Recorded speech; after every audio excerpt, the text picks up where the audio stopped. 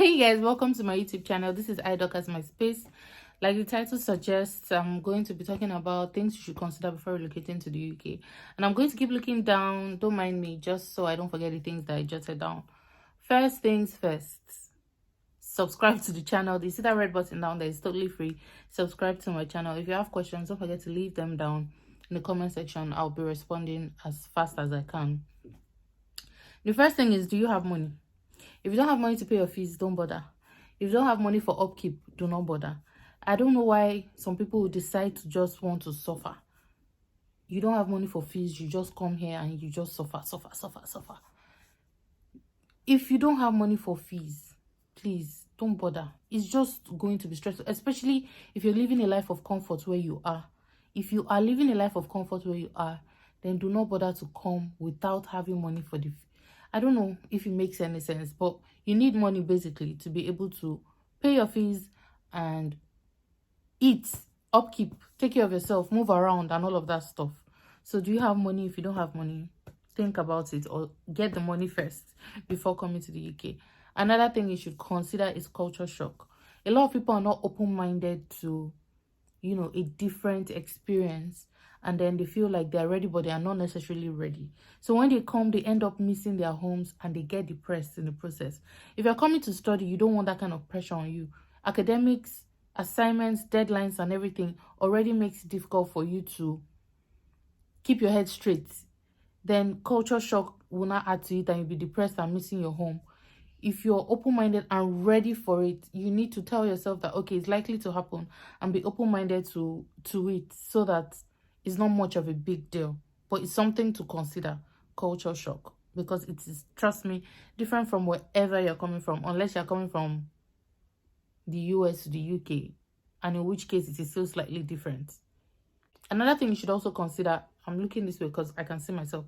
Another thing you should also consider is whether, I feel like I'm talking too fast. I want this video to be long. No, I don't want this video to be long, but I'm talking fast, whatever. So another thing to consider is weather. Now, the UK weather, people say is bipolar in nature, is this, is that. Truthfully so, it is. So consider the weather depending on where you're coming from. Is where you're coming from, if where you're coming from is really hot, then this place might be very cold for you. Not saying that you cannot manage or adapt, but just be aware of it, that the weather is cold. Summer gets warm. That's what people say. I'm here to experience summer, but I am sure that summer will still be slightly cold for me because I came from Nigeria. Nigeria is quite warm. So coming to a place like this, for me, it's a bit cold. Not like I'm not managing. I can adapt, and I'm adapting. Like, see what I'm wearing now inside the house. This is something I'll never wear unless it rains in Lagos or Hamatan. But the weather is something you should consider. It can the sun can be shining 1 second, rain falling the next second. It was supposed to be spring, but we saw snow. Things like that.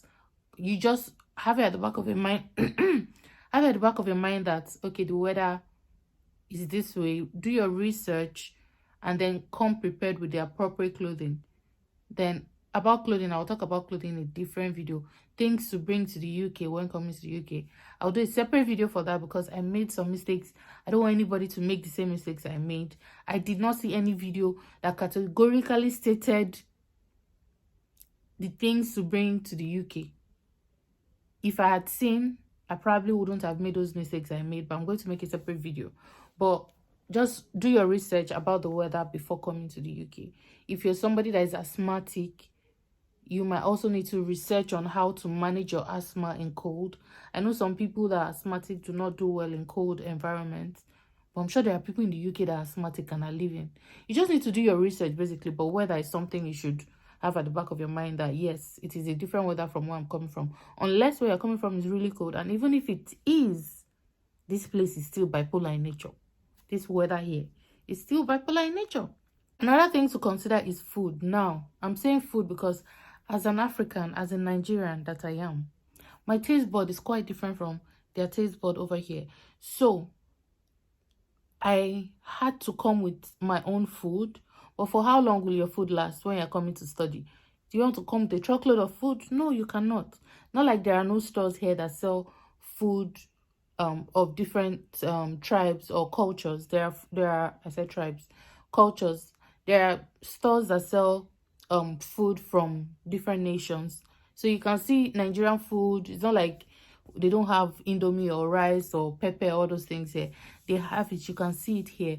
But the difference is buying your own food is more expensive. I don't know about the nation you're coming from, but as a Nigerian, buying Nigerian spices or Nigerian meals, not the meals, but the ingredients to make the food, are quite pricey compared to buying their kind of food. By their kind of food, I mean their milk, their bread, their tomato paste. They call it puree.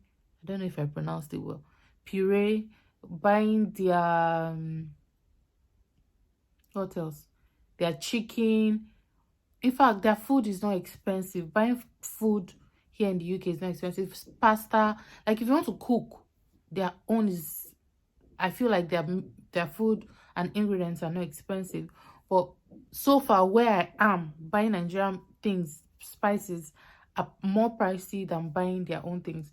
So if you don't bring enough food and you run out of food, you might have to now start buying your own meals, which are pricey, or adjust to theirs and adjust your taste bud. In which case, and that is exactly what I'm doing right now, because initially I was buying Nigerian food. I still buy certain things that obviously I cannot compromise on. I cannot cook without crayfish, so I must still buy crayfish or all those things here. But in terms of maybe bread, I've adjusted my taste bud to be eating their bread. You know, Nigerian bread is heavy. Their bread here is quite light, but I've adjusted my taste bud. Their milk is,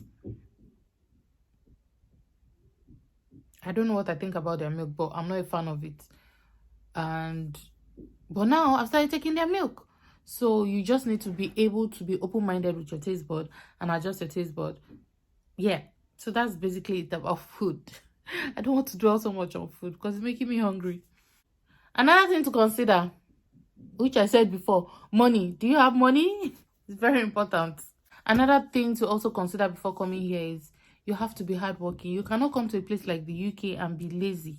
It is not possible. The system is not made for lazy people. If you want to be lazy in the UK, it's not like Nigeria. I don't know about where you're watching from, but Nigeria back home, you can call one or two persons when you're broke and they'll send you money. Over here, nobody will send you 1 penny.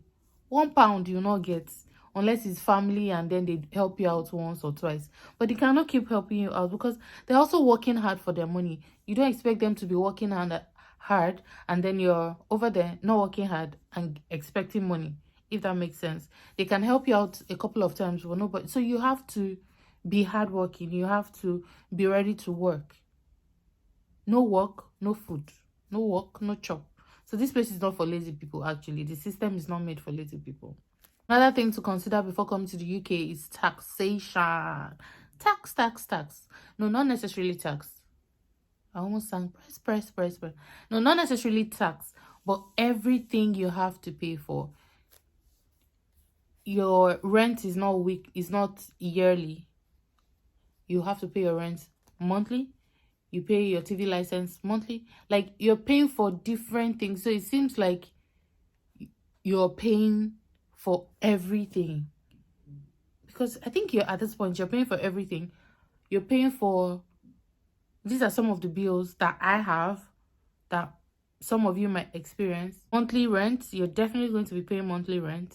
You're going to be paying light bill. They call it electricity bill. Electricity bill, Wi-Fi, if you have a TV license monthly, water, what else? I think those are the like major bills, but they are monthly expenses. They are monthly bills, and you get deducted monthly for it. It's not like in Nigeria where you get to pay yearly for your house rent, or NEPA will come, cut your lights, you just pay a little and reconnect and not pay monthly. Here it is monthly and you have to pay for everything monthly. Now that is why you have to be hardworking, because if you work hard, you'll definitely be able to pay for these things. But if you're not hardworking, while go day every month, you won't be sleeping well. So you have to be hardworking and keep pushing. Another thing I feel like people should consider, and I feel like most of my content is going to be around this particular reason, is and I left it for the last because it might be longer than others, is moving with your partner or moving with your husband, moving with your spouse as a dependent. Now, what this means is the person that is coming to study is the main applicant, and then whoever you're married to and your kids become your dependents, because they depend on you, basically. That is how it is, right? Considering this means that it's going to be like two heads. You know how they say two heads are better than one? When you come here, you really appreciate that saying, two heads are really better than one, because it's like a joint partnership. So the stress is not so much on one person. Say, for instance, mom is working, dad is working, and both are bringing income into the family. There is more money that way to go around. But if it's just one person, it will be enough for you, but you make more when you're together. I don't know if that makes any sense. And then you get the support. You're not by yourself, especially if you're leaving your family behind. That's, say you're not married and you're leaving your friends, your family back wherever you are, and you're coming to a different country. It can be really lonely before you start making friends. So coming with a partner gives you that company. You're not bored per se. The workload is less. Everything is just less. So if you're married or you're in a serious relationship, this kind, you're being in a serious relationship. I don't know if they give it to partners, people that are not married. I would have to find out. But most times, or all the cases I've seen of people that relocated are people that are actually married, not partners. Now, let me correct myself, not partners. So if you're married, it's advisable you come with your partner and not come alone. It's easier. Trust me, it is way easier. If you have kids, it is important, if I can say that, to come with your partner, especially when you have kids, because it is difficult. It will be difficult doing everything, schooling with your kid, and then working, and then paying for help to watch your kid. It's not easy. So it's best you come with a partner if you're married. Very important. And the last point is money. Come with money. You need money to survive in the UK. So these are just a few points. If you have more questions, please leave them down. Leave them down in the comment section, and I'll respond to them. Thank you for watching. Please do not forget to subscribe. Subscription would help me upload more videos like this. Or if this video helps you, subscribe and I'll upload more videos like this. I'll see you guys in my next one. Bye.